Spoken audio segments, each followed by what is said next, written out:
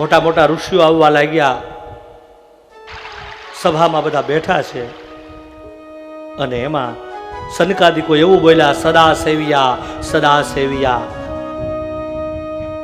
2 વાર કહ્યું કે કથાનું સેવન કરો, સેવન કરવા જેવું છે.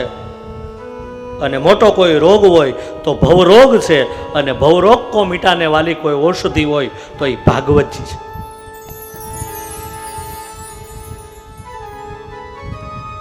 અને ભાગવતજીના શ્લોકોનું ગાયન શરૂ થયું. અને ભાગવતજીના શ્લોકો સાંભળતા સાંભળતા યમુનાના કિનારે ભક્તિ મહારાણીના 2 પુત્ર જ્ઞાન અને વૈરાગ્ય આળસ મરડી ઊભા થયા. આળસ મરડી અને ઊભા થયા એમ નહીં, નાચવા લાગ્યા. યુવાની થનગનતી અને ભક્તિ મહારાણી શોભે, દીકરાઓ શોભે છે. અને દીકરાઓ સાથે માં ભક્તિ મહારાણી અને જ્ઞાન વૈરાગ્ય ધીરે ધીરે આગળ ચાલ્યા. અને આગળ ચાલતા ચાલતા ગંગાના કિનારે આવ્યા છે. અને ગંગાના કિનારે ભક્તિ મહારાણી જ્ઞાન વૈરાગ્ય એને જોઈને નારદને મનમાં થયું કે મારું ગળું બેસી ગયું ને તોય ન જાગ્યા, મારું ગળું બેસી ગયું તોય ન જાગ્યા. અને ભાગવતના આ શ્લોકોનું ગાન થયું અને જ્ઞાન વૈરાગ્ય જાગ્યા છે. એક કથાનો અડધો શ્લોક, 5 શ્લોક એક કાનમાં જાય. એક શ્લોકનું શ્રવણ થયું અને જ્ઞાન વૈરાગ્યનું વૃદ્ધત્વ ગયું. યુવાની પાછી મળી. બીમાર માણસ હોય ને, આપણને બધાને ખબર હોય કે વેદ બાપા પાસે જઈએ અને કહો કે વેદ બાપા મને તાવ આવે છે, ઔષધિ આપો, કંઈક દવા આપો. વેદ બાપા બાટલી આપે કે આ દવાની બાટલી છે, આમાંથી 2 ચમચી સવારે, 2 ચમચી બપોરે ને 2 ચમચી રાત્રે તમારે સેવન કરવાનું. તમે ઘેરે આવો, દવાની બાટલીને બાજોઠ ઉપર કે પાટલા ઉપર મૂકો, દીવો કરો ને ટંકોરી વગાડો, જિંદગી આખું ટકોરી વગાડે રાખો, કોઈ દી તમારો રોગ જાય? અને દવાની બોટલમાંથી 2 ટીપા જો પેટમાં જાય ને તો આપણો રોગ મટી જાય, બીમારી દૂર થાય. એમ ભાગવતજીના શ્લોકોનું ગાયન શરૂ થયું અને લખ્યું છે, ભક્તિ સુતો તો તરુણી ગૃહીત્વા પ્રેમે કરૂપામ સહસા વિરાચિત.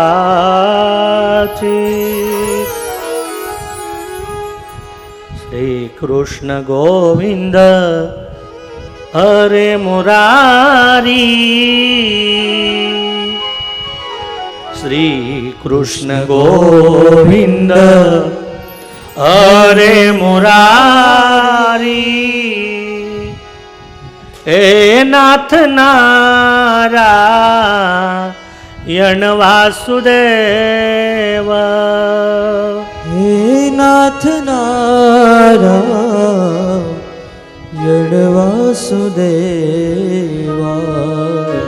હે નાથ નારાયણ વાસુદેવ, હે નાથ નારાયણ વાસુદેવા,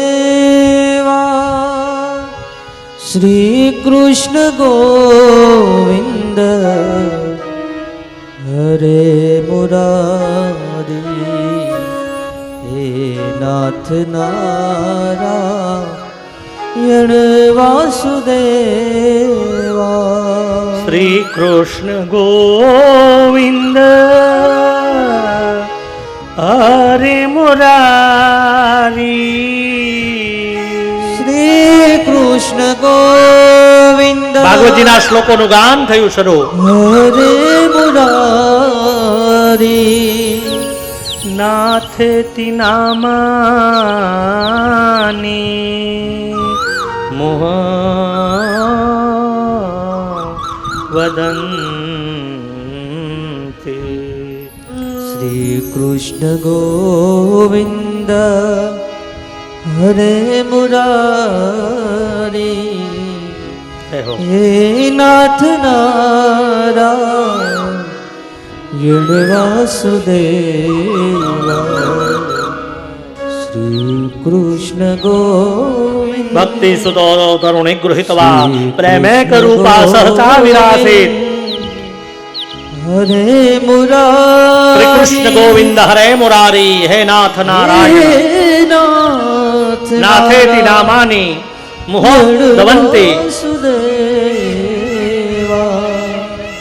श्री कृष्ण गोविंद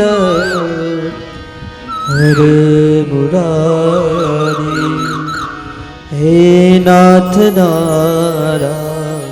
कथा चालू ने हरिनाम संकीर्तन चालू है। हरिनाम संकीर्तन होने लगे, भक्ति ज्ञान वैराग्य जाग्या आया आया एम नहीं।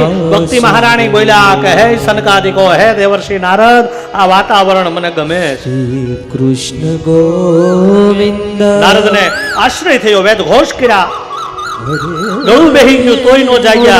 અહીં ગંગા કિનારે કથા ચાલુ ન આવ્યા, યમુનાના કિનારેથી ગંગાના કિનારે આવ્યા। હવે માતાએ શોભે ને પુત્રોય શોભે, કારણ કે બુઢાપો જતો રહ્યો, માતાએ સુખી ને પ્રસન્ન છે। અને ભક્તિ મહારાણી સનકાદિકોને કે હે મુનિવરો, કલયુગ દ્વારા હું વૃદ્ધ બની, તમારી કથાથી હું પુષ્ટ થઈ, મારા દીકરા જાગ્યા, મને આ સ્થાન વાતાવરણ ગમે, હવે અમારે ક્યાં બેસવું, અમને સ્થાન આપો। અને ત્યારે સનકાદિકો બોલ્યા कि भगवान और भक्त को एक करने वाली, ध्यान देना, भगवान और भक्त को एक करने वाली हे भक्ति महारानी, हम इस पंडाल में आपका स्वागत करते हैं। आइए, अपने बैठने का जो स्थान बताते हम, आपको बैठना है ना, तो हमारे हरिभक्तों, हमारे वैष्णवों ना हृदय में बिराजो। અને ભક્તિ મહારાણીએ પ્રશ્ન કર્યો કે તો તમારા હરિભક્તોના, આ તમારા વૈષ્ણવોના હૃદયમાં મારે બેસવું, આનો રસ્તો ક્યાંથી પ્રવેશ કરું? એટલે ત્યારે સનકાદિકોએ કીધું કે કર્ણ રસાયન, કાન દ્વારા ભગવાનની કથા સાંભળી અને કથા સાંભળતા કીર્તન કરતા કાન દ્વારા ભક્તિ મહારાણી ક્યાં પ્રવેશ કરે? આપણા હૃદયમાં।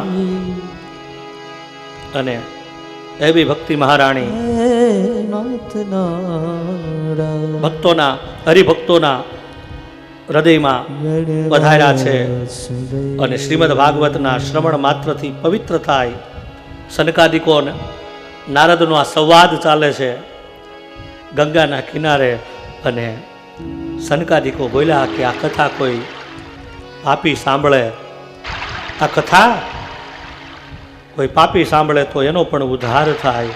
અને દેવર્ષિ નારદે કીધું કે આ કથા પાપી સાંભળે, અને એક પાપી જો આ કથા સાંભળે તો એને પરમાત્માની ગતિ મળે।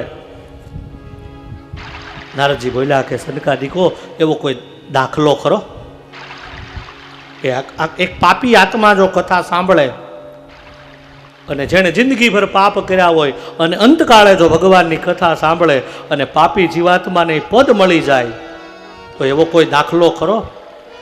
સનકાદિકો બોલ્યા આવો એક ઇતિહાસની વાત બતાવો। અને ઇતિહાસ એટલે શું? ઇતિહાસ એટલે પૂર્વના જે ચરિત્ર બન્યા હોય એનું નામ ઇતિહાસ। ભણવામાં આપણને બધાને ખબર હોય ને, ગણિત ને ગુજરાતી ભૂગોળ ને આવે, એમાં ઇતિહાસ આવે એક સબ્જેક્ટ। ઇતિહાસ એટલે ઘટેલી ઘટનાનું વર્ણન, એનું નામ ઇતિહાસ। મહારાણા પ્રતાપ, છત્રપતિ શિવાજી મહારાજ, કેટલા નામ આપો? એટલે ફરીવાર કહું કે ઘટેલી ઘટનાનું વર્ણન એનું નામ ઇતિહાસ। અને સનકાદિકોએ કીધું આવો તમને બતાવું, પ્રમાણ આપો। મેં પહેલાં કીધું ને આ ટ્રેઝેડી ગ્રંથ છે, આ કોઈ વાર્તા નથી। અને સનકાદિકોએ પ્રમાણ સાથે કીધું કે એક પાપી જીવ હોય ને, પાપી હોય અને ભગવાનની કથા સાંભળે ને ક્યાં પદને પહોંચાડે. લખ્યું છે તુંગભદ્રા તટે પૂર્વમ ભૂપમુત પદ્મના યત્ર વર્ણા સ્વધર્મેણ સત્ય સત્કર્મ તત્પરા. સાંભળો. આત્મદેવ પુરે તસ્મિન સર્વવેદ વિશારદ. આત્મદેવ પુરે તસ્મિન સર્વવેદ વિશારદ. સ્ત્રોત્ર સ્માર્તેષુ નિષ્ણાંતો સ્ત્રોત્ર સ્માર્તેષુ નિષ્ણાંતો દ્વિતીય ઇવ ભાસ્કર. હે ઋષિ મુનિઓ, એક તુંગભદ્રા નદીનો તટ, યાને કે આપણું દક્ષિણ ભારત. તુંગભદ્રા નદીના કિનારે એક બ્રાહ્મણ રહે છે અને કથા બતાવી એમાં લખ્યું છે કે આત્મદેવ પુરે તસ્મિન સર્વવેદ વિશારદ. એક બ્રાહ્મણ રહે છે, ધ્યાન આપજો. કેવો બ્રાહ્મણ? કે આત્માને દેવ માનનારો. આત્મદેવ પુરે તસ્મિન સર્વવેદ વિશારદ. વેદનો કુશળ છે, જ્ઞાની છે, વિદ્વાન છે. પણ બ્રાહ્મણ વેદનો વિશારદ હતો, જ્ઞાની હતો, પણ બ્રાહ્મણ પત્ની છે ને એ સ્વભાવે થોડી ક્રૂર હતી અને જેનું નામ હતું ધૂંધલી. જેને બધું ધૂંધલું દેખાય એનું નામ ધૂંધલી. બ્રાહ્મણ સ્વભાવમાં સારો હતો અને બ્રાહ્મણ પત્ની એટલે ધૂંધલી. એ વિશ્વાસ ન કરે, તર્ક એનો સ્વભાવ. હવે બન્યું એવું, એને સંતાન નહોતા એટલે ધૂંધલી એટલે બુદ્ધિ. યાદ રાખજો, ધૂંધલી એટલે બુદ્ધિ. અને બુદ્ધિનો સ્વભાવ શું હોય? તર્ક કરવું. એ માને નહીં. આત્માને છૂટવું હોય પણ બંધન બુદ્ધિથી બંધન થાય ને. એટલે યાદ રાખજો, આત્મા છે ને એ પતિ છે અને બુદ્ધિ છે એ શું છે? આ સીધું ગણિત છે. બુદ્ધિ છે એ પત્ની છે. આત્માને છુટકારો જોતો હોય, જો આમ આમ આમ સરળ રીતે સમજાવો, પણ બુદ્ધિ છે ને એનો તર્ક હોય, સ્વભાવ. અને આના ઝઘડામાં આ કથા આપણી છે. આત્મદેવ બ્રાહ્મણ અને ધૂંધલી એટલે આપણે સંસારના જીવ, માત્ર પતિ પત્ની. આના ઝઘડામાં તમને મને બધાને ખબર છે કે પતિ પત્નીનું આમ આપણું આખું આખું પૂરું થઈ જાય. ભાઈને ગામડામાં રહેવું હોય અને બેનને ક્યાં રહેવું હોય? એને શહેરમાં જવું હોય. એટલે આવું ઘણું ઘણું છે. મારે નથી જવું, પણ ધૂંધલી એટલે, ફરી વાર કહું કે ધૂંધલી એટલે બુદ્ધિ. અને યાદ રાખજો કે બંધન છે ને આખર ગમે એવું હોય, પણ કદાચ સોનાના પિંજરામાં પોપટ પુરાયેલો હોય અને એને અંદર હારી હારી વસ્તુ મળતી હોય, પણ પિંજર એટલે બંધન છે, કોઈ ના પાડી ન શકે. પિંજરમાં પક્ષી પુરાય તો રાજી ન થાય, એમ આખર આ શરીર રૂપી કાયા રૂપી પિંજરમાં પતિ પત્ની પુરાયા છે. હું લાખ મનાવું મંડળાને તોય ઊંકારા કરે.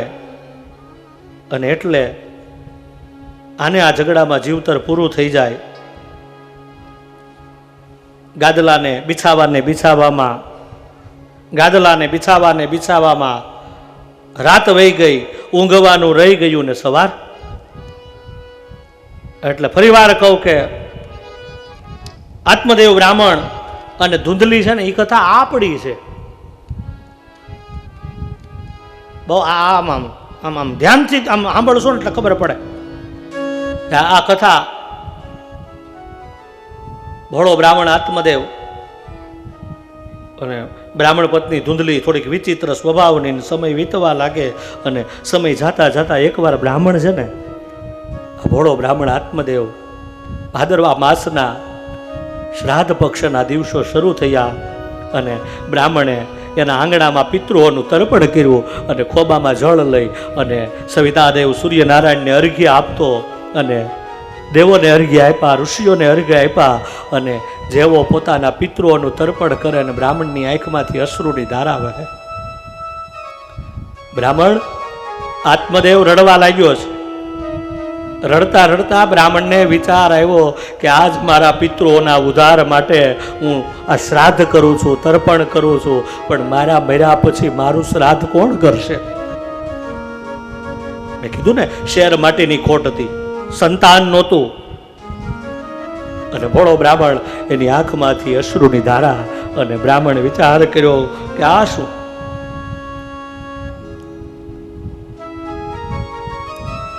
ભોળા બ્રાહ્મણને વિચાર આવ્યો કે લાવ હવે મારે શહેર માટેની ખોટ છે, મારે જીવવું નથી.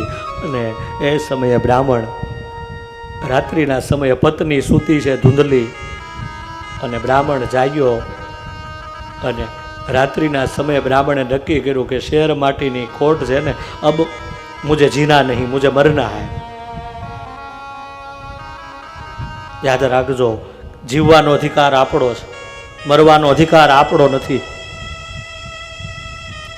ભોળો બ્રાહ્મણ રાત્રિના સમયે ઘરબાર છોડી અને ચાલતા ચાલતા આત્મહત્યા કરવા નીકળ્યો છે. જે પોતાના આત્માની હત્યા કરે ને એવો આ ગ્રંથ અને ગરુડ પુરાણ કહે છે ક્યારેય જીવને મુક્તિ ન મળે. અને આ કથામાં ધ્યાન દોરવા કહું કે ઈશ્વરની કૃપા પ્રત્યેક જીવ ઉપર હોય. ક્યારેક કદાચ સુખમાંથી દુઃખમાં જાવ ને તો ક્યારેય આવા વિચારો નહીં કરતા. અહીંયા દુઃખ કોઈ દિવસ કાયમ બેસી રહેવાનું નથી. કારણ કે આપણને બધાને ખબર છે કે આ સંસાર છે ને મારા બાપ, એ છોડકાનો સંબંધ છે. અત્યારે દિવસ છે તો દિવસ જાય શું આવે કયો લ્યો? દિવસ પૂરો થાય એટલે રાતને આવવું પડે.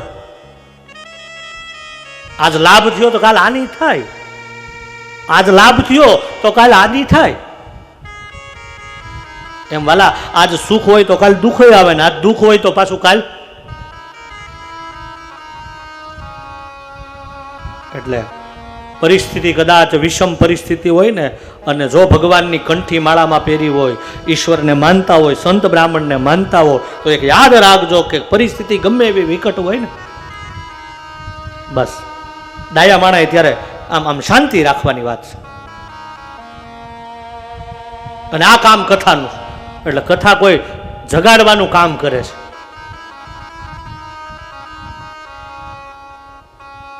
ભોળો બ્રાહ્મણ આત્મદેવ આમ આત્મહત્યા કરવા નીકળ્યો અને વિચાર કર્યો કે સામે કોક માણસ બેઠો છે, કોઈ સંત બેઠા હતા, ત્યાં બાજુમાં કૂવો અને સંત ભગવાનનું સ્મરણ કરતા હતા. એ સમયે આત્મદેવ આવે અને કૂવામાં પડવા જાય. સંતે કીધું ભાઈ કોણ? હાથ પકડ્યો. મોડી રાત્રિ આપ કોણ? અને સંતે કીધું ભાઈ જે હોય તે બેસો, પેલા આત્મહત્યા શું કામ કરો મને કયો? અને આત્મદેવ બ્રાહ્મણ રડતા રડતા એવું બોલ્યો છે કે બાપજી અબ મુझे જીના નહીં, મુझे મરને દો. અને આત્મદેવ બ્રાહ્મણ રડતા રડતા બોલ્યો છે બાપજી મારા પાપની પોથી મારે શું તમને કહેવું કે મારા ક્યાં જન્મના એવા પાપ હશે કે બાપજી મારે ઘેર શેર માટીની ખોટ છે એમ નહીં, મારા આંગણામાં એક મેં વૃક્ષ વાવ્યું છે. સાંભળો મારા પાપની પોથી. કોણ કે? આત્મદેવ બ્રાહ્મણ. બાપજી આંગણામાં એક વૃક્ષ વાવ્યું છે પણ મારા દુર્ભાગ્ય છે કે વૃક્ષમાં કોઈ દી ફળ નથી આવ્યા. બાપજી બ્રાહ્મણના નાતે ઘરમાં આંગણામાં એક ગાય બાંધીશ, પણ આજ મારા કાંઈક પાપ હશે ને તો મારી ગાયને કોઈ દી વાછરડાનો જન્મ નથી થયો, મારી પત્નીને ક્યારેય સંતાનનો બાળકનો જન્મ નથી થયો, અને એક શહેર માટેની ખોટ છે ને બાપજી હું મરવા આવ્યો, મુझे મરને દો. અને સંતે હાથ પકડ્યો કે ભાઈ એ બ્રાહ્મણ સાંભળી લે. જો ફરીવાર કહું કે આ દેશને અસલી સાધુતાથી ખતરો ન હોય. મેં આ કથાનો આરંભ કર્યો ને આ કીધું, એટલે સાધુ કોઈ દી હાથ પકડે ને પકડે કોઈ દી મરવા ન દે. સંતે હાથ પકડ્યો કીધું, ભાઈ તું એમ કે છો કે તારે શેર માટીની ખોટ છે? નહીં, રહેવા દે ભાઈ. સુખ અને દુઃખ એ તો ઈશ્વરની ગતિ છે. સંતે કીધું કે ભલા માણસ, અમે સંસારી નથી, પણ સંસારના મા બાપથી અમે વાકેફ છીએ. અને સંતે ઓલા આત્મદેવને હું સમજાવીને કીધું ખબર, સમજણથી કીધું કે ભલા માણસ, તું એમ કે છો કે સંતાન નથી ને મરવું છે, તો સાંભળી લે, આ સંસારમાં ઘણા મા બાપ, સંતે કીધું આત્મદેવ એને એક નહીં, બે નહીં, એને 3 નહીં, 4 દીકરા છે. અને છતાંય એક મા બાપને 5-6 દીકરા હોય ને છતાંય મા બાપ એવું બોલે છે કે આ કરતા અમારા પેટે પથરા પાક્યા હોત તો સારું છે. કોણ કે દીકરાથી સુખી થવાય? સંતે કીધું કે આત્મદેવ, તને ખબર સગર રાજાના દીકરા કેટલા હતા? 1, 2, 3, 60,000 દીકરા હતા સગરને. અને આત્મદેવ સાંભળી લે, કોઈ કહેતું હોય દીકરાથી સુખી થવાય તો એક સગરના 60,000 દીકરાઓ, એક ઋષિનો શ્રાપ લાગ્યો ને સગર રાજાના 60,000 દીકરાએ બળીને ભસ્મ થઈ ગયા હોય. આ સંસારમાં કોઈ એમ કહેતું હોય કે સંતાન હોય તો સુખી થવાય નહીં, એ મિથ્યા અભિમાન છે. સાંભળી લે બ્રાહ્મણ, અમે ભલે સંસારી નથી, અમે સન્યાસી છીએ, પણ સંસારના મા બાપથી અમે વાકેફ છીએ. સંતે સમજાવીને એટલી વાતો કરી, પણ આત્મદેવ બ્રાહ્મણ એવું બોલ્યો કે બાપજી જે હોય તે, અબ મુझे મરને દો. અને સંતે હાથ પકડીને કીધું, નહીં, તને મરવાય નહીં દઉં. સાંભળી લે, તારા ભાગ્યમાં એક જન્મ નહીં. સંતને ક્રોધ આવ્યો ને એવું બોલ્યા કે તારા ભાગ્યમાં 1 નહીં 7 જન્મમાં સંતાન નથી. એક બાળકની એક આતરડી કકડી છે ને માટે તને આ શ્રાપ છે, એટલે 7 ભવમાં તારે ઘરે સંતાન નથી. અને આત્મદેવ બ્રાહ્મણે કીધું તો પછી મારે જીવવું નથી, મને મરવા દો. અને સંતે કીધું તને મારે મરવાય નથી દેવું. સંતે કરુણા કરીને, સંત હતા ને એની આંખમાંથી અશ્રુની ધારા વહી અને કીધું કે તને ભલે જો શ્રાપ લાગ્યો હોય, પણ સાંભળી લે કે મારી સામે મારે તને મરવા નથી દેવો. અને એક જીવને બચાવવા સંતે એની જોડીમાંથી એક ફળ આપ્યું. અને ફળ આપીને શું કીધું ખબર કે બ્રાહ્મણ, આ ફળ તારી પત્ની ધૂધલીને ખવડાવજે. તારે ઘરે શેર માટીની ખોટ પૂરા હે, તારે ઘરે દીકરાનો જન્મ થશે. ભોળો બ્રાહ્મણને આનંદ થયો અને આનંદમાં બ્રાહ્મણ નીકળ્યો છે. પણ સવાર થયું ને અહીંયા આત્મદેવ બ્રાહ્મણે ફળ હતું ને, આ ફળ ધૂંધલીના હાથમાં આપ્યું. સંતે શું કીધું હતું કે આ ફળ તારી પત્નીને ખવડાવજે. અને બુદ્ધિનો સ્વભાવ શું? બુદ્ધિનો સ્વભાવ મેં કીધું ને, તર્ક. હાથમાં ફળ આવ્યું ને ધૂંધલી બોલી. બ્રાહ્મણ જતો રહ્યો એના કામમાં. ધૂંધલી હાથમાં ફળ આવ્યું અને ફળ આવતાની સાથે બોલી કે કદાચ હું આ ફળ ખાવ. સગર્ભાનું મેં એવું સાંભળ્યું છે કે 9 માસ પૂર્ણ થાય બાળકનો જન્મ હું આપું નાય નથી. અને મારે ઘરે દીકરો જન્મે, પણ મેં એવું સાંભળ્યું છે ક્યારેક બાળક જન્મે અને પ્રસૂતિની પીડા સહન કરનારી માનું મૃત્યુ થાય તો આ દીકરાને મારે શું કરવું? મારે નથી ખાવું. તર્ક જેનો સ્વભાવ હતો. પાછું ફળ હાથમાં લીધું અને આમ સામે ફળની જોયું ને વિચાર કર્યો કદાચ ફળ ખાવ. સગર્ભા બનું. અને સમય આપણે એક સમય હતો ગામડામાં, અમુક સમય બારવટીયાઓ આવતા ને, એટલે ધૂંધલીનો સ્વભાવ તર્ક, એટલે મનમાં વિચાર કરે છે કદાચ ફળ ખાવ, સમય વીતે અને કદાચ ગામમાં બારવટીયા આવે ને તો ગામના લોકો ભાગી જાય, હું કેમ ભાગી શકું? મારે ફળ નથી ખાવું. એ સમયે હાથમાં ફળ છે અને ધૂંધલીની બેનપણી હતી, એની બેનપણી એ આવી અને એની બેનપણીનું જે દ્રશ્ય ધૂંધલીએ જોયું કેવું હતું ખબર છે? ધૂંધલીની બેનપણી એ આમ રસ્તામાંથી આવી એટલે બે દીકરા કાખમાં હતા, બે આગળ હતા, બે આ બાજુ, બે આ બાજુ ને બે આ બાજુ. અને ધૂંધલીએ આ દ્રશ્ય જોયું કે આ જંજાળમાં મારે પડવું.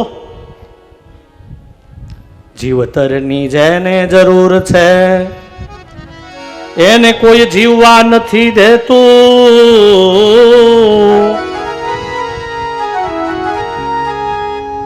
જીવે છે જે મોતને વાકે એને કોઈ મરવા નથી દેતું. આવું દ્રશ્ય જોયું ધૂંધલી કીધું કે બેન આ હું હાથમાં ફળ છે. અને ધૂંધલી એવું બોલી કે મારો પતિ ભોળો બ્રાહ્મણ છે અને બેન તને વાત કરું, આ કોઈને કહેવાય નહીં, તું મારી પ્રિય બેનપણી છો ને એટલે કહું કે મારો પતિ આ સંતે આપેલું ફળ લાવ્યો છે અને એવું બોલ્યા છે કે આ ફળ ખાશો એટલે દેવી તમે સગર્ભા થશો. પણ મારે આ જંજાળમાં પડવું નથી. અને એની બેનપણી તો પાછી એની જેવી હોય ને, એટલે ધૂંધલીની બેનપણી હતી ને એ PhD હતી. એટલે એણે શું કીધું ખબર છે કે આ ફળ છે ને એક કામ કર, તારે નથી ખાવું પણ એક કામ કર, હું સગર્ભા છું અને મારા ઘરે હમણાં બાળક જન્મશે, બેન તું એક કામ કર, તું સગર્ભાનું ખાલી નાટક કર. ભોળા બ્રાહ્મણને ખબર નથી હો, ધ્યાન આપજો. અને બે બેનપણીઓએ કપટ રચ્યું કે બેન તું સગર્ભા નારીનું આમ નાટક રચ અને મારે ઘરે દીકરો જન્મશે હું તને આપી જાય. અને તું જો અમારા ઘરમાં કેટલા છે, અમારા ઘરમાં ખાવાવાળા ખૂબ છે પણ ઘરમાં કાંઈ ખાવાનું. ભોળા બ્રાહ્મણને કંઈ ખબર નથી. અને બે બેનપણીઓએ કપટ રચી અને એની બેનપણી હતી ને એટલે PhD હતી એટલે કહેતી ગઈ, શું કહી ગઈ કે કામ કર, સંત કેવા છે આપણે એની પરીક્ષા કરીએ, આ ફળ છે ને એ તું આપણી ગાયને ખવડાવી દે એટલે આપણને સંતની ખબર પડે કે એને કીધું છે કે આ ફળ ખાય સગર્ભા બને. બે બેનપણીઓ એવી આમ કપટ રચી છે. સમય વીતતા ભાગવતકારને લખવું પડે કે ધૂંધલીની બેનપણી એને 9 માસ પૂર્ણ થયા અને અહીંયા આ ધૂંધલીએ સગર્ભા નારીનું આમ નાટક રચ્યું હતું. બ્રાહ્મણને ઘરમાં આનંદ હતો કે હવે મારે ઘેરે શેર માટીની ખોટ પૂરી થાય. અને સમય વીતતા વીતતા બ્રાહ્મણ કંઈક બહાર નીકળેલા કામમાં અને ધૂંધલીની બેનપણી એને જે બાળક જન્મું એ દીકરો આવીને આપી જાય છે. અને સમય વીતતા ઋષિની કૃપા પ્રસાદીનું ફળ હતું કે જે ફળ ગાયને ખવડાવ્યું હતું અને ગાયને ફળ ખવડાવેલું એ ગાયે પણ એના ઉદરમાંથી એક બાળકનો જન્મ આપ્યો. અને ઇતિહાસની આ ઘટના છે કે દીકરો જન્મ્યો ને એટલે બ્રાહ્મણને બહુ આનંદ થયો, બ્રાહ્મણ પત્નીને આનંદ થયો કે ઘરમાં કાંઈ સંતાન નહોતા, હવે ઘરમાં 2 દીકરા થયા એટલે બેના નામકરણ સંસ્કાર કર્યા. લખ્યું છે ભાગવતમાં, ગોકર્ણો પંડિતો જ્ઞાની ધુંધુકારી મહાખલ સ્નાન ચોષક્રિયાહીનો શવ હસ્તેન ભોજન. ગાયના ઉદરમાંથી જન્મેલું બાળક હતું ને, જેના કાન ગાય જેવા હતા એટલે ધુંધુકારી જે અનિતિનું ધન હતું, ધૂંધલીના ઉદરમાંથી જન્મ્યું હતું એટલે એનું નામ ધૂંધલી. એવું કીધું કે મારું નામ હું ધૂંધલી, મારા દીકરાનું નામ હું પાડું ધુંધુકારી. અને ગાયના ઉદરમાંથી બાળક જન્મો એટલે એનું નામ પાડ્યું ગોકર્ણ. અને ગોકર્ણનો અર્થ એવો થાય ગોમાનો ઇન્દ્રિય અને કર્ણમાનો કાન. જે કાનથી ભગવાનની કથા સંભળાય, જે હાથથી સત્કર્મ થાય, જે પગને મંદિર તરફ વળાય, જે જીભથી હરિનું સ્મરણ થાય, એ પ્રત્યેક જીવાત્મા ગોકર્ણ છે. અને ધુંધુકારીનું 1 નહીં 2 નહીં 3 શ્લોકમાં વર્ણન કર્યું છે. પહેલું, ન ખાવાનું ખાય, બીજું, ન સેવન કરવાનું સેવન કરે, અને ત્રીજું લખ્યું છે સ્વહસ્તેન ભોજન, મળદાના હાથનું ભોજન ખાય. આવું માનવામાં આવે? કથા સાંભળો તમને એમ થાય ને કે સ્વહસ્તેન ભોજન, મળદું કોઈથી રસોઈ બનાવે લખ્યો, પણ આમાં લખ્યું છે એટલે લખ્યું હોય ખોટું ન હોય. સ્વહસ્તેન ભોજન. ધુંધુકારી એટલા બધા અત્યાચારી ને પાપી થયા ને કે ગામમાં કોઈ માણસનું મૃત્યુ થયું હોય ને વાલા, નનામી જાતિ હોય ને, એટલે ધુંધુકારીનો એટલો બધો નગરમાં અત્યાચાર હતો કે નનામીને રોકે અને નનામીના હાથમાં જે શબ હોય ને, એ પ્રેતના હાથમાં પિંડ હોય, એ પિંડ લઈને ખાય. એટલે આને મળદાનું ભોજન નો કહેવાય. શું કહેવાય લોક્યો? એવો અત્યાચારી થયો અને ગામમાં નગરમાં એના પાપ એટલા બધા ને એટલો બધો આમ અત્યાચાર ગામમાં ચારે દિશામાં એનો ત્રાસ થયો. ને ત્યારે રડતા પિતા એને જોઈને ગોકર્ણે સમજાવ્યા કે પિતા, આપ જ્ઞાની છો, આપ વનમાં જાઓ. પિતા, આ શરીર મળમૂત્ર માંસ લોહીથી ભરેલ છે, તેમાં આત્મા અને બુદ્ધિ છે, પણ એ છોડો, ધર્મનું આચરણ, આપ વનમાં જાઓ અને શ્રીમદ ભાગવતના પાઠ આપ કરો ને આપના પ્રાણ છૂટે. આત્મદેવ બ્રાહ્મણ ઘરથી વનમાં નીકળ્યા અને અહીંયા ગોકર્ણ મહારાજે ઘર બહાર છોડ્યા, વિદ્યાભ્યાસ કરવા નીકળ્યા. પણ સમય વીતતા વીતતા એવું બન્યું કે અહીંયા ધુંધુકારીનો એટલો બધો અત્યાચાર વધ્યો, ધૂંધલી કૂવામાં પડે અને ગોકર્ણ તીર્થ યાત્રા કરવા જાય. સમય વીતવા લાગ્યો અને ધુંધુકારીને 5 બાજારૂ સ્ત્રીઓનો સંગ થયો છે. ધુંધુકારીને 1 નહીં 2 નહીં 5 બાજારૂ સ્ત્રીઓનો સંગ થયો અને એ 5 વિષયજન્ય ઇન્દ્રિયો એટલે શબ્દ, સ્પર્શ, રૂપ, રસ અને ગંધ.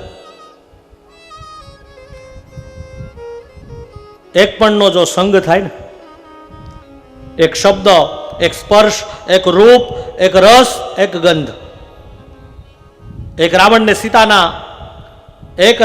સીતાના રૂપમાં મોહ થયો અને રાવણ બરબાદ થયો. એટલે યાદ રાખજો, 5 માંથી એક પણ આસક્તિ તમને મૃત્યુના દ્વાર સુધી પહોંચાડે. શબ્દ, એક હરણ, સંગીતના એવા સુરમાં મુગ્ધ થાય ને, એટલે એક શબ્દના સંગીતના સથવારે હરણાને શું થાય? પારધી મારે. 5 વિષય વાસનામાં આપણે લઈ જાઓ, બતાવું કે એક શબ્દ, હરણાઓના મૃત્યુ થાય, પછી શબ્દ આવે, એક બીજો શબ્દ સ્પર્શ. અને સ્પર્શ એટલે એક હાથી બનાવટી હાથણીને સ્પર્શ કરવા જાય ને, હાથણીને એમ હોય કે સામે કોઈ હાથી છે અને સ્પર્શ કરતા ત્યાં એવી ઝાડ બિછાવી હોય કે એક સ્પર્શ કરવા જાય હાથણીને અને હાથીનું મૃત્યુ થાય. આ સ્પર્શ. એક શબ્દ, એક સ્પર્શ. ત્રીજી વાત, 5 વિષય આસક્તિ અને એમાં ત્રીજી શું આવે? રૂપ. અને બધાએ જોયું છે સાંજના સમયે એક રૂપમાં પતંગીઓ આસક્ત થાય, દીવાથી આગળ બાજળ ભમે ને, એટલે એક સમય એવો આવે કે દીવાના જ્યોતમાં પતંગિયાને બળી ભસ્મ. શબ્દ, સ્પર્શ, એક રૂપ. ચોથી વાત બતાવી રસ. અને રસની આ ઇન્દ્રિય રૂપી વાત કરવી હોય તો નદીના કિનારે માછલીઓને પકડવા મછવારા જાય અને જે ગોળીઓ નાખે અને સ્વાદને ચાખવા માછલીના પ્રાણ. શબ્દ, સ્પર્શ, રૂપ, રસ અને 5મું શું આવે? ગંધ. અને આનું પ્રમાણ આપું તો ગંધ એટલે એવું કહી શકાય કે ગંધમાં લોપાયેલો ભમર પણ એક સમય કમળમાં બીડાય છે. અને કમળમાં બીડાયેલો ભમરો સરોવરમાં જો હાથી સ્નાન કરવા આવે અને હાથી સૂંઢથી ફૂલને કમળના તોડે અને પછાડે તો ભમરનું પણ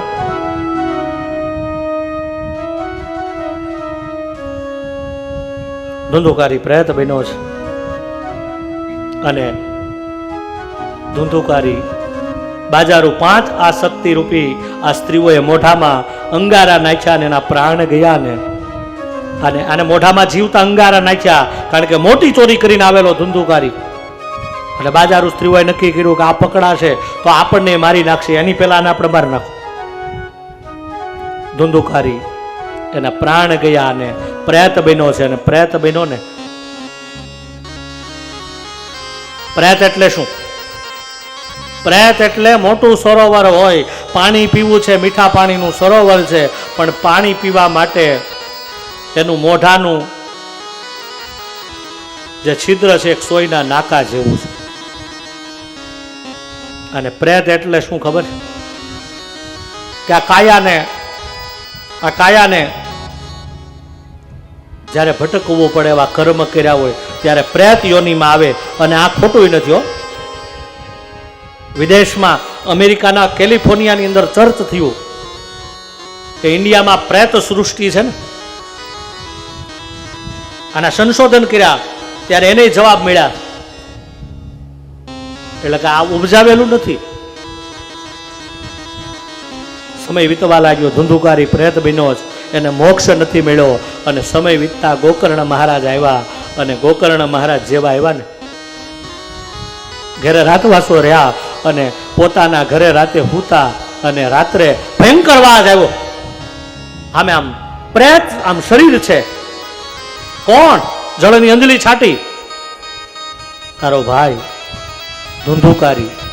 ભાઈ, તારા માટે તો 100 શ્રાદ્ધ કર્યા છે, 1 નહીં 2 નહીં, ગયા શ્રાદ્ધ. ધુંધુકારી પ્રેતના રૂપે આંખમાં આંસુ ને એવું બોલ્યો કે ભાઈ, કેટલાય શ્રાદ્ધ કરીને કોઈ મને મુક્તિ ન મળે. મેં એવા પાપ કર્યા છે, પણ મને કાંઈક ગતિ થાય, મારો ઉદ્ધાર થાય એવો રસ્તો મને બતાવો. ગોકર્ણ મહારાજે કીધું, ભાઈ ધુંધુકારી શાંત થા, આવતીકાલે સવારે તને કોઈ મુક્તિ મળે ને એવો રસ્તો મેળવીશ. સવાર થયું, સવિતા દેવને અર્ઘ્ય આપ્યો અને સૂર્યની ગતિને રોકીને સૂર્યનારાયણે એવું કીધું કે હે ગોકર્ણ મહારાજ, તમારા ભાઈ ધુંધુકારી એવા પાપ કર્યા છે અને એને ભગવાનનું જો પદ અપાવવું હોય તો તમારા નગરમાં તમારા આંગણામાં શ્રીમદ ભાગવતની કથાનું પારાયણનું ગાન કરો અને તમારા ભાઈને 7 દિવસની કથા સાંભળી અને પરમાત્માનું પદ મળશે. ગોકર્ણ મહારાજે નગરમાં શ્રીમદ ભાગવતજીની કથાનું જ્ઞાન સત્રનો આરંભ કર્યો. પહેલો દિવસ થયો અને પહેલા દિવસે ધુંધુકારી કથાના મંડપમાં આવે ને, બેસવું છે. હતો કોણ? પ્રેત હતો. એટલે વાયુ સ્વરૂપે આવ્યો અને ગામડાનો સમય હતો, મંડપ હોય ને લાકડાના, એ વાસના પોલા વાસની એક ગાંઠમાં બેઠો. સાંજ સુધી કથા સાંભળી અને સાંજે કથા સાંભળતા એક ગાંઠ તૂટી. બીજે દિવસે કથા સાંભળી અને એવું કહેવાય છે કે 7 દિવસની કથા સાંભળતા સાંભળતા ધુંધુકારી એ 7 વાસની ગાંઠ તૂટી અને ગોકર્ણ મહારાજ અને ગામના લોકો જોવે એમ એને લેવા ભગવાનનું વિમાન આવ્યું છે. ધુંધુકારી ભગવાનના વિમાનમાં બેસીને પરમાત્માના પદને પામ્યા. અને અહીંયા ગોકર્ણ મહારાજે વિચાર કર્યો, આમ શા માટે? ત્યારે ગોકર્ણ મહારાજને વિચાર થયો, કેવલ મારો ભાઈ ધુંધુકારી વિમાનમાં બેસીને એક જાય એમ નહીં, પુરાય મારા નગરના લોકોને હું કથા શ્રવણ કરાવું. અને ફરીવાર પાછી જ્યારે કથા બેસાડી ત્યારે શ્રોતાઓએ હૃદયથી સાંભળી, એટલે પુરાય જીવ માત્રનું કલ્યાણ થયું એવું કહેવાય. આવું એક પાપી જીવાત્મા અંતકાળે ભગવાનના નામનું સ્મરણ કરે ને એક આવો ધુંધુકારી જો પાપી આત્મા હોય અને એને જો પરમાત્માનું પદ મળે તો વાલા આપણે એવા પાપે નથી કર્યા. એટલે ગભરાવાની જરૂર નથી.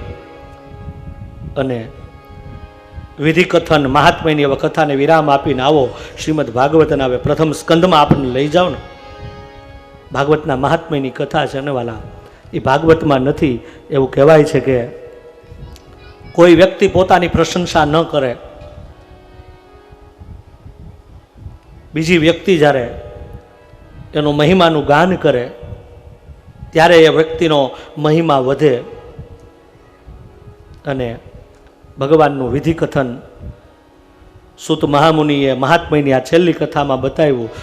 અને એમાં લખ્યું છે કે વિધિ કથન યાને કે 7 દિવસની આ કથા છે ને, આપણે સાંભળીએ. પૂરો પરિવાર, આપણા આંગણે આવેલા બધા માનવંતા મહેમાનો, ભાઈઓ બહેનો, બધા માટે આ વાત છે.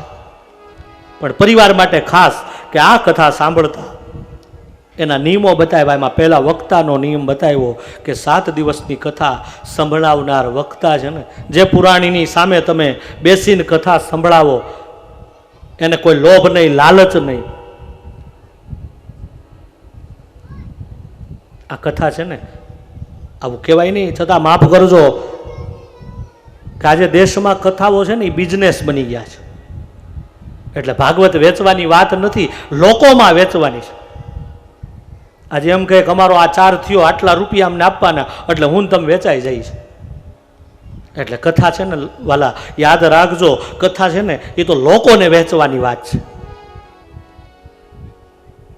જેમ સાંજ પડે ને આપણે આપણા મોબાઈલને બેટરી ઉતરી જાય ચાર્જ કરો ને, એમાં કથા એ ચાર્જ કરવાનું સાધન છે. વક્તા કથા સંભળાવે, અઘરી કથાને સરળ કરીને બતાવે. સ્વયં ભગવાનનું સ્મરણ કરતા કરતા 7 દિવસ પ્રભુ નામથી ભગવાનનો મહિમા. અને એવી આ કથા, અને એ કથાના ભગવાનના નામનું સ્મરણ કરતા કરતા, ફરીવાર કહું કે કથા કોઈ પણ વ્યાસપીઠનો વક્તા હોય, આ કથા છે ને, મેં આપણે સવારે પણ કીધું કે જીવન જીવવાની પાઠશાળા છે. અને એવી કથા વક્તા સહૃદયથી ભગવાનનો નામ સ્મરણ કરાવે, કથાનું શ્રવણ કરાવે, અને પછી શ્રોતાઓ એટલે તમારી વાત બતાવી કે 7 દિવસ કથાને સાંભળનાર આ પરિવારના સભ્યોને માટે પહેલી વાત કે 7 દિવસ કથા સાંભળો. અને તમારા જો પિતૃઓના મોક્ષાર્થે આ કથા બેસાડી હોય ને, તો વાલા એક આસને 7 દિવસ કથા સાંભળજો. અને એક આસન એટલે હું એ કહું કે આજ જ્યાં બેઠા છો ત્યાં કાલ કોઈ બીજો બેઠો હોય તેને ઊભો નથી કરવાનો. કથામાં આવ્યા પછી શાંતિથી ડિસિપ્લિન, મેં ફરી વાર કીધું, વાર કહીશ કે શાંતિથી એક આસને બેસીને કથાને સાંભળીએ. કથામાં આવ્યા પછી કોઈ હડબડાટ નહીં. ઓમ નમો ભગવતે વાસુદેવાય, શ્રી સ્વામિનારાયણાય નમઃ, શ્રી કૃષ્ણ શરણમ. જ્યાં તમારી શ્રદ્ધા હોય એનો જપ જપતા જપતા પ્રાર્થના કરજો કે હે ભગવાન ઘનશ્યામ મહારાજ, અમારા પિતૃઓને તમારા અક્ષરધામમાં વાસ થાય, વૈકુંઠમાં વાસ થાય, તમારા લોકમાં વાસ થાય. 7 દિવસ એક આસને બેસીને કથા સાંભળવાની એવું લખ્યું છે. એ બતાવું હું લખ્યું છે કે 7 દિવસ કથા સાંભળવાની, અને બની શકે તો ઉપવાસ કરવાનો. 7 દિવસ આ કથા સાંભળતા બની શકે તો ઉપવાસ કરવાનો. અને ઉપવાસ ન કરો તો શું આવે? ફલહાર, ફળનો આહાર કરવાનો. આ સોજિત્રા પરિવાર માટે વાત છે, સાંભળજો.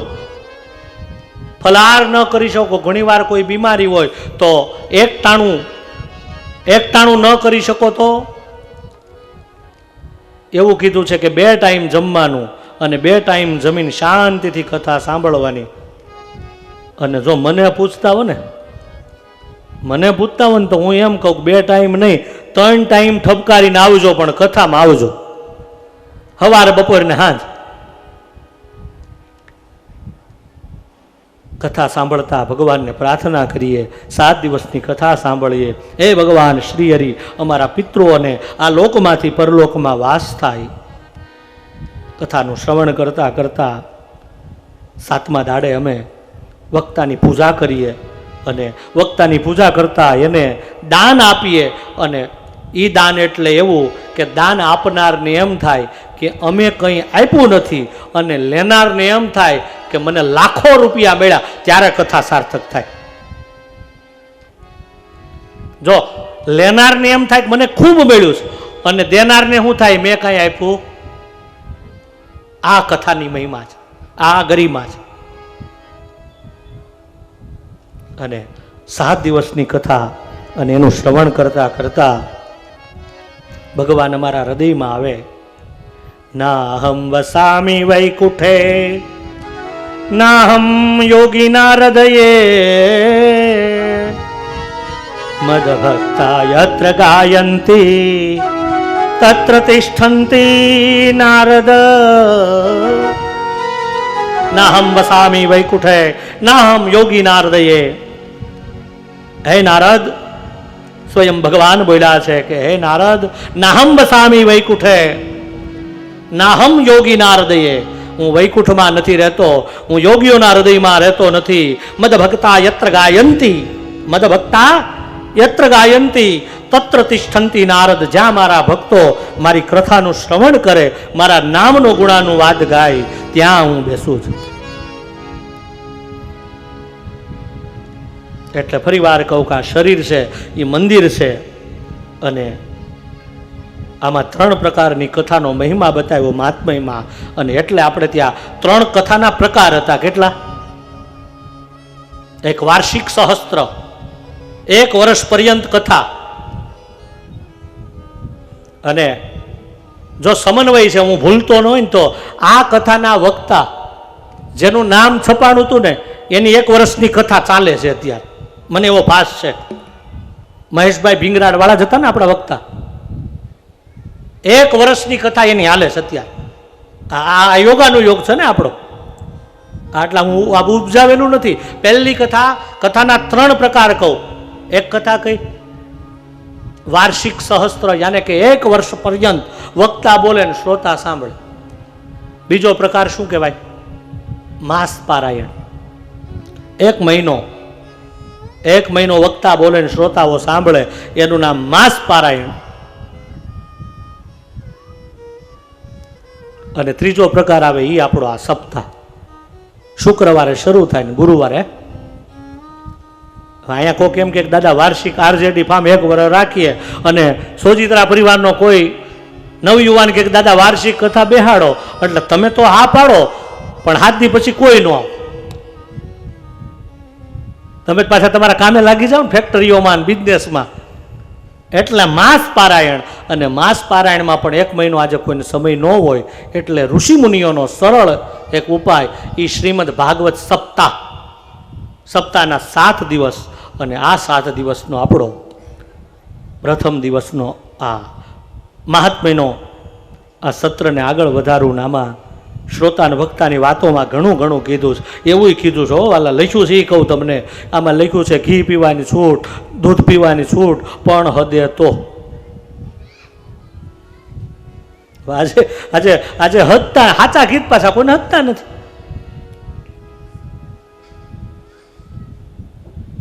જમા એવા સસરાની ઘેરે ફોન આવ્યો, ફોન કે હવે તેડી જાઓ, હવે મહિનો થયો. એટલે જમાઈ ગયા. અને આમ જૂનો ગામડાનો સમય.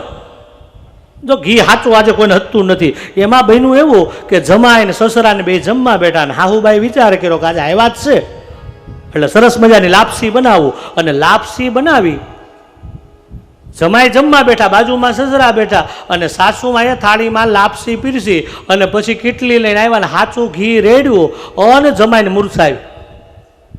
બેભાન થઈને પડી ગયા. બોલ, સાચા ઘીની આમ સ્માઇલ આવી ને, આમ ખાલી સુગંધ આવી, અને જમાઈને મૂર્છા આવી ગઈ. એટલે અંદરથી બધા રડવા માંડ્યા. ને એ જમાઈ રે એની બેન હતી ભેગી, કે હાલ ભૈયા મેં ભી આપકે સાથ ચલું. તો એની બેન રડતી નહોતી, દાંત કાઢે. ને ઓલા બધા કે પણ અમે આ બધા રડીએ ને તું હસે છે. એટલે એની બેન કે ચિંતા નહીં કરો, એ કે ભાઈને મૂર્છા ઉતારવી મારી પાસે ઉપાય છે, બોલો. એ કે કેમ? એ કે એક કામ કરો, એ કે આ સિટીમાં ક્યાંય નજીકમાં પાવભાજી વાળો છે? એ કે હા. એ કે તો એક કામ કરો, ભાઈ માટે, વીરા માટે ટેસ્ટી ટેસ્ટી નમકીન એક પાવભાજીની પ્લેટ મગાવો. ગયા એક ભાઈ મારતી ગાડીએ અને બાજુમાંથી દુકાનેથી પાવભાજી ટેસ્ટી ટેસ્ટી ગરમ મસાલા નમકીન અને એવી પાવભાજી લાવ્યા. અને એની બેનને કીધું આ મૂર્છા, એ કે તમે ચિંતા નહીં કરો, એ કે ભાઈને મૂર્છા હું ઉતારીશ. અને હાહુબાની હાચા ઘીની ધારમાં જે જમાઈને મૂર્છા આવી હતી ને એ એની બેન એ પાવભાજી દીધી લઈ વીરા પાસે ગઈ અને જેવી આમ નાકમાં સુગંધ આવી, બહેના ભાજી ક્યાં પાવ ક્યાં પરાઠા, જાગી ગયો, મૂર્છા ઉતરી ગઈ. બોલો, આપણને હાચું ખાવું પતતું નથી. ઘી પીવાની છૂટ, દૂધ પીવાની છૂટ, હદે તો. આવી કથાના અંતે હરિસ્મરણની વાત બતાવીને ભાવ સ્થિર ભગવાનમાં થાય અને એ ભાવથી આવો આ કથાને એન્જોય કરીએ અને મન પર અસર થાય, સુરની, શબ્દની, ભાવની. અને આની અસર જો આજે કથાના ઘણા આમ વિરોધ કરતા હોય ને વાલા, ઘણા આજે તમે તો બધા વોટ્સઅપ ને મીડિયામાં ને મારે બહુ, મેં કીધું ને બને ત્યાં સુધી મારે ખિસ્સાનું ઓછું કહેવું છે, પણ ઘણા વોટ્સઅપમાં ને મીડિયામાં ને કથાની એટલી બધી જે વાતો કરે છે ને એને ખાલી વાલા એટલું કહેજો, હું તમને એમ કહું, તમને કોઈક ગાળ આપે તો અસર થાય કે નહીં? હે, તમને કોઈક અપશબ્દ આપે તો શું થાય? તો વાલા મારા દેશના ઋષિ મુનિઓના ગ્રંથ છે ને એના મંત્રોની તાકાત હોય. આપણે વાલા ભાગવતનાજી પૂઠા નથી ખોલ્યા. આપણે તો બેઠા બેઠા એટલું કંઈક મોરારી બાપુ એટલો ચાર લે, રમેશભાઈ આટલો લેશ, જવા દો, એમાં મારે નથી જવું. પણ કથા છે ને, ફરી વાર કહું કે કથા કોઈ સામાન્ય વસ્તુ નથી. કથા તો વાલા આપણી આંખ ઉગાડે. હું કહું તમને વાલા, તમારી આંખ બગડે ને, તમારી આંખમાં મોતીઓ હોય તો વાલા ક્યાં જવાય? કયો લ્યો, તમારી આંખમાં એ કચરો પડે કે મોતીઓ આવે તો આંખની હોસ્પિટલમાં જાઓ તો વાલા તમારી આંખ હાજી થાય કે ન થાય? મને કયો. તમારા હાથમાં, પગમાં કદાચ સમય એવો આવે ને તમને ઠેસ વાગે, ગાડીમાંથી પડો અને હાથમાં કે પગમાં શું થાય? નથી કહેતા આ મારું હાડકું ભાંગી ગયું, ઓર્થોપેડિક પાસે જાઓ ને તમે, એટલે તમે પાટો બંધાવો એટલે હાથ પગ હાજા થઈ જાય. આંખ દુખતી હોય તો આંખના ડોક્ટર પાસે જાઓ. કેટલા નામ લો? તમારા દાંતની વેદના હોય અને કદાચ તમે સારા ડેન્ટિસ્ટ પાસે જાઓ તો તમારા દાંત હારા નાખી દે કે નહીં? જો ખોટું હોય ના પાડજો, પહેલો દિવસ છે, આમાં કાંઈ ખોટું હોય તો આપણે કથા વાંચવાનું બંધ કાલથી.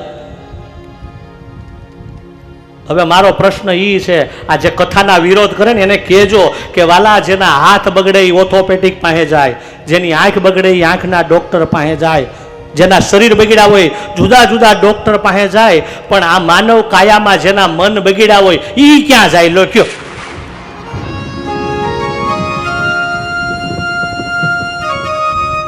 માનવનું મન બગડે ને, જેના મન બગડ્યા હોય ને એ એક કથાના પંડાલમાં બેસે. એટલે વાલા એક જ પ્રમાણ આપું કે અહીંયા વાલીઓ વાલ્મીકી બન્યો છે, અહીંયા એક વાઘરી જ્ઞાતિનો માણસ, આવો શબ્દ ન બોલાય પણ ભગવાન સહજાનંદનો સંગ થયો. હે, હવે આવા કેટલા દાખલા દઉં. એક અહીંયા વાલ્મીકી વાલીઓ બની જાય. એ વાલા ગઈકાલનો દાખલો, એક ક્ષત્રિય કુળમાં જન્મેલો, એ તોરલે 3 નર તારિયા અને 66 ને સધીર. આ તોરલે 3 નર તારિયા અને 66 ને સધીર. ઓલો જેસલ જગનો છોરટો એને પલમાં કીધો પીર. વિચારો તો ખરા, આ કચ્છની એક ધરા છે, આ ઉપજાવેલી વાતો નથી વાલા. કચ્છમાં જાઓ, કચ્છનો કાળી ધરતીનો કાળો નાગ ઈ જેસલ જાડેજો. હે, અને ઈ પાઠ મંડાણો છે. અને એમાંય ઈ સતી તોડા દે, કીધું જેસલ એકવાર પાપને ગાઈ નાખ. અને જેસલે પોતાના પાપને ગાયા, બધા જાણો છો. અને એ પાપને ગાયા હશે અને આ પાપને જેણે ગાઈ લીધા અને એ જે જેસલ પીર થઈને પૂજાણો. આવા દાખલા છે. વાલીઓ વાલ્મીકી બને, જેસલ પીર થઈને પૂજાય. કેટલા નામ આપું? આ કામ કથાનું છે. એટલે કોઈ કથાનો વિરોધ કરતા હોય ને એને કહેજો પેલા ભાગવતના પાના ખોલો. મારે હવે મહાત્મ્યમાંથી બહાર નીકળવું છે, પણ તમને સીધું સમજાય એવું કહું. જો ઘણા કથાના વિચાર કરે ને એટલે ઘણા અમને કે દાદા તમે 7-8 દિવસ આ કથામાં લોકોના સમય બગાડો, એટલા ખર્ચા કરાવો. આ પછી એને આમ એકવાર કેવું પડ્યું કે જો ભાગવતજીનો 10મો સ્કંદ આવશે ને એનું પ્રમાણ આપું. ભાગવતજીના 10મા સ્કંદમાં ગોપીઓની સ્તુતિ છે. કઈ? ત્વમ કથામૃતમ તપ્ત જીવનમ કબીર ભીડિતમ કલ્પશાપહમ. કહે કૃષ્ણ ત્વમ કથામૃતમ તપ્ત જીવનમ. એ કૃષ્ણ તારા આ કથા છે ને એ તો અમારા જીવને તૃપ્ત કરનારી છે. કાનને આ રસાયણ છે એ અમને કાન દ્વારા કથા સાંભળી અને અમારું માનવ દેહ ધન્ય બને છે. એટલે ભાગવતનું ગોપી ગીત આવશે ત્યારે કહેશ, પણ ગોપીઓ બોલી છે હું કે ત્વમ કથામૃતમ તપ્ત જીવનમ. કૃષ્ણ તારી કથા છે, એ ઘનશ્યામ મહારાજ તારી કથા છે, તારા લીલા ચરિત્ર છે ને એ કેવલ કથા નથી, અમૃત છે.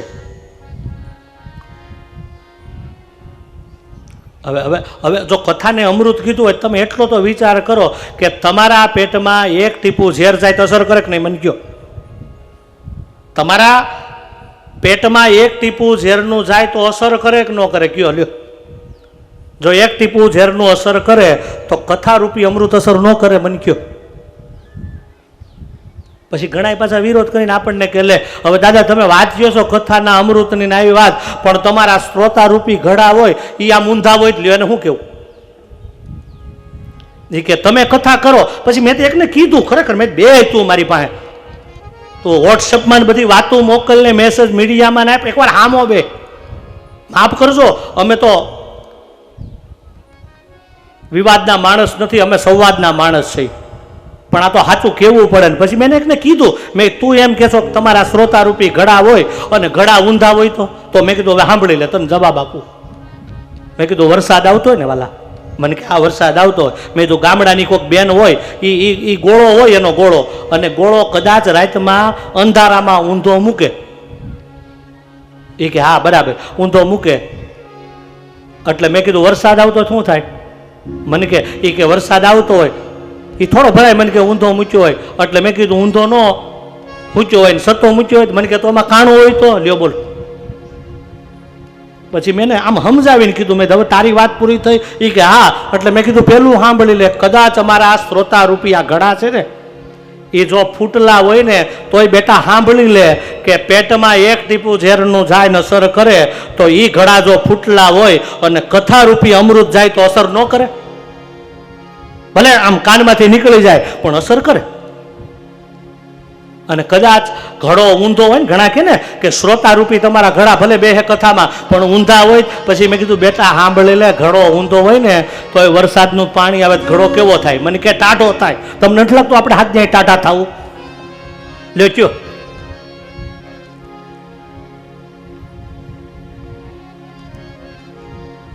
આ કથા છે એટલે કથા કોઈ વાર્તા ન બને. આવો ભગવાન હરિભક્તોના હૃદયમાં બિરાજમાન થાય એવા ભગવાનની આ કથા મહાત્મ્યને વિરામ આપવું ને આગળ આપણે વધીએ ત્યારે મને એમ લાગે છે 1-2 મિનિટ હરિનામ સ્મરણ કરીએ અને પછી કથામાં આગળ વધવું. એ મીઠે રસ સે ભરોરી રાધા રાની લાગે, રાધા રાની લાગે, મને કારો કારો યમુનાજી નો પાણી લાગે. મીઠે રસ સે ભરોરી રાધા રાણી લાગે, રાધા રાણી લાગે, મને કારો કારો યમુનાજી નો પાણી લાગે. મીઠે રસ સે ભરોરી રાધા રાની લાગે, રાધા રાની લાગે, મને કારો કારો યમુનાજીનો પાણી લાગે. मीठे रस भाव से गाइए। भरो रे राधा रानी लागे, राधा रानी लागे। मन कारो कारो यमुना जी नो पानी लागे। जय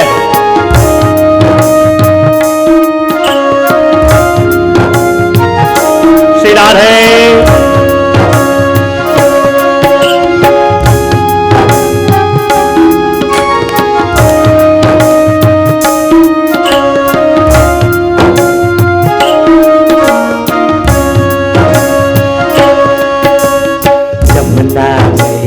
कारी कारी राधा गोरी गोरी, जमुना मैया कारी कारी राधा गोरी गोरी। जमुना मैया कारी कारी राधा गोरी गोरी, जमुना मैया कारी कारी राधा गोरी गोरी।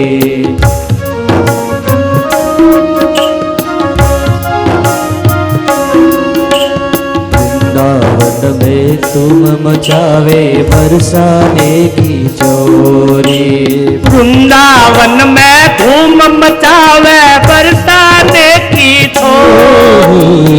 वृंदावन में तुम मचावे बरसाने की चोरी। भानु की ललिता गुड़धानी लागे, गुड़धानी लागे। मन कारो यमुना जी नो पानी लागे। ये मीठे रस से भरोड़ी राधा रानी लागे, राधा रानी लागे। मन कारो कारो यमुना जी नो पानी लागे। मीठे रस से भरोड़ी राधा रानी लागे, राधा रानी लागे। मन कारो कारो यमुना जी नो पानी लागे।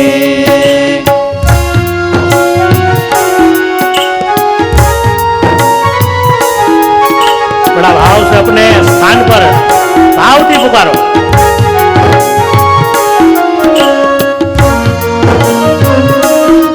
અને આજ બોલશો ને તો કાલ ઊભા કરીશ. પહેલું પેપર છે ને આજ, એટલે આજ તમને 35 માર્ક મળે તો કાલ 10 વાગે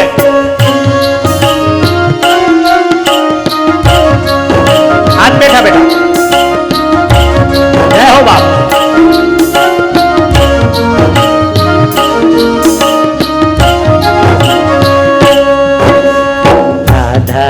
राधा नाम रटत है जनरिया टोया, राधा राधा नाम रटत है जनरिया टोया। राधा राधा नाम रटत है जनरिया टोया। राधा राधा नाम जपत है जनरिया टोया। बाधा दूर करत है राधा राधा नाम, इनकी बाधा दूर करत है राधा राधा नाम। इनकी बाधा दूर करत है राधा राधा नाम। इनकी बाधा दूर करत है राधा राधा नाम। ओ राधा नाम से सफल जिंदगानी लागे, जिंदगानी लागे। मन कारो कारो यमुना जी नो पानी लागे। मीठे रस से भरोड़ी राधा रानी लागे, राधा रानी लागे। मन कारो कारो यमुना जी नो पानी लागे। હવે એમ લાગે જામ છે. સંભળાય ને તમારી પાસે અવાજ હલકો સંભળાય?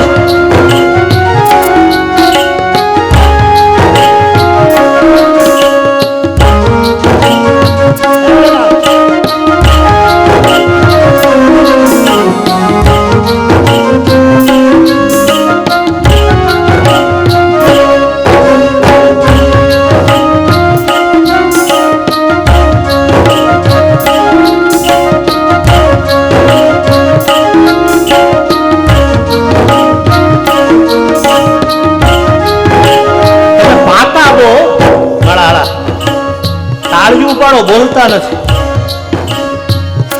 હા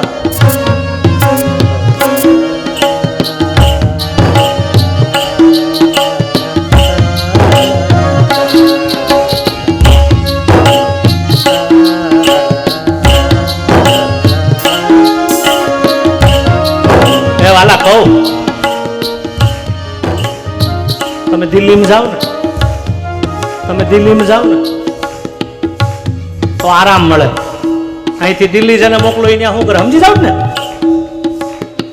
તમે કલકત્તામાં જાઓ તો કામ મળે.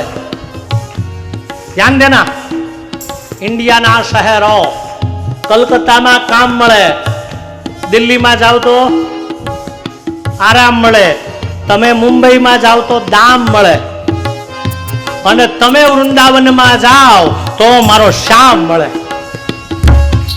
અને ભાવથી ને મારી સાથે मीठे रस से भरोड़ी राधा रानी लागे, राधा रानी लागे, मन कारो कारो यमुना जीरो पानी लागे. श्री राधे